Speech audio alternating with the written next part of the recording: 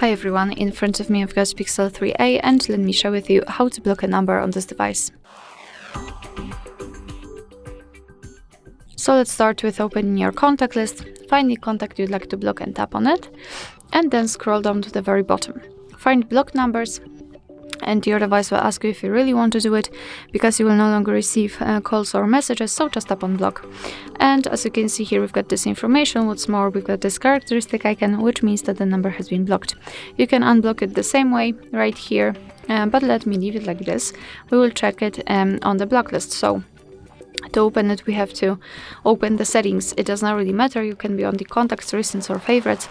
Just tap on the three dots icon in the right upper corner and enter the settings.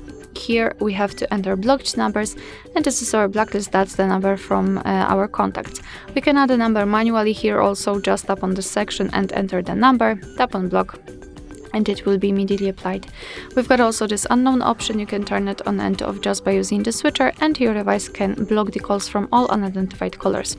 If you want to unblock the number, just tap on this X button right next to it and tap on unblock. Alright, so that will be all. Thank you so much for watching. Please hit the subscribe button and leave the thumbs up.